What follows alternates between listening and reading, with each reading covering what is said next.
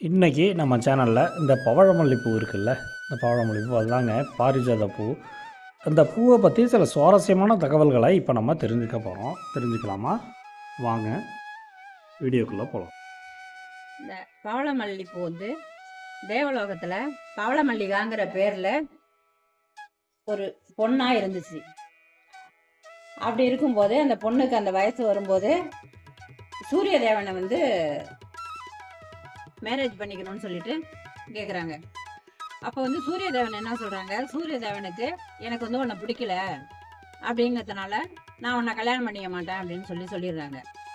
உடனே அந்த பவளமல்லிகாங்கிற பொண்ணு என்ன செய்கிறாங்க, சரி நான் இன்னும் அவங்க முகத்தில் முழிக்க மாட்டேன்னு சொல்லிட்டு உடனே வந்து பூலோகத்துக்கு வந்து பவளமல்லி மரமாக மாறிடுறாங்க. அப்படி மாறும்போது நான் அவங்க முகத்தில் முழிக்க மாட்டேன்னு சொன்னதுக்கு அர்த்தம் என்னன்னாக்கா, நான் வந்து நைட்லேயே மணந்து கற்களில் நீங்கள் உதயமாகறதுக்கு முன்னாடி நான் கீழே உதிர்ந்துருவேன், நான் வந்து உங்களை பார்க்க மாட்டேன் இனிமேலுக்கு அப்படின்னு சொல்லிட்டு தான் அங்கேருந்து வர்றாங்க. வந்து இந்த பூவும் அதே மாதிரி இந்த பூ பூத்து நைட்டு 8 மணிக்கு மேலே பூக்குது, காலையில் சூரிய உதயத்துக்கு முன்னாடி பூ உதிர்ந்துருது. அதுதான் அதோட ரகசியம். அந்த உதிர்ந்த பூவை நீங்கள் வேணும்னு விரும்பி சூட்டிக்குவீங்க அப்படின்னு சொல்லிட்டு வந்துடுறா. அப்படி இருக்கும் போது இந்த பூ உதிர்ந்ததுக்கு அப்புறம் நம்ம என்ன செய்யறோம், பவளமல்லி பூ சாமிக்கு வைக்கலாம்னு சொல்லிட்டு இந்த உழுவுறத்தை பூ எடுத்து கட்டியோ இல்லை கோத்தோ சாமிக்கு போடுறோம். பெருமாளாக இருக்கட்டும் சிவனாக இருக்கட்டும் எந்த சாமியாக இருந்தாலும் அதுக்கு போடுறோம். அப்படிங்கும்போது அதுக்கு இந்த பவளமல்லி பூவுக்கு வந்து அவங்க வந்து பிடிக்கலன்னு சொன்னவங்க இப்போ பிடிக்குதுன்னு சூட்டிக்கிறாங்க அப்படிங்கிறவள ஒரு மகத்துவம் கிடைக்குது.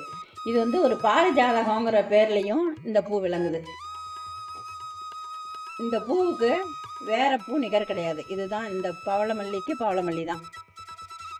வீட்டில் 2 வெரைட்டி பூக்குது. அதில் ஒரு வெரைட்டி நல்லா அடர்த்தியாக இருக்குது, இன்னொரு வெரைட்டி வந்து பூ வந்து இதெல்லாம் தனித்தனியாக இருக்குது. இது ரெண்டும் நம்ம வீட்டில் இருக்குது. சூரியனை பார்த்தே பூக்காமல் இரவில் மட்டும் பூத்து குலுங்கிறதுனால தான் இந்த மரத்துக்கு வருந்தும் மரம்னோ இன்னொரு பேர் இருக்குது. பவழமல்லி பூ வந்து திருமாலுக்கு ரொம்பவே உகந்த மலராகவும் இருக்குது. இதுபோல் உங்களுக்கு தெரிஞ்ச விஷயங்களை மறக்காமல் கீழே கமெண்ட் பண்ணுங்கள். நம்ம சேனலை இது வரைக்கும் சப்ஸ்கிரைப் பண்ணலன்னா உடனே சப்ஸ்கிரைப் பண்ணிங்க. நன்றி, வணக்கம்.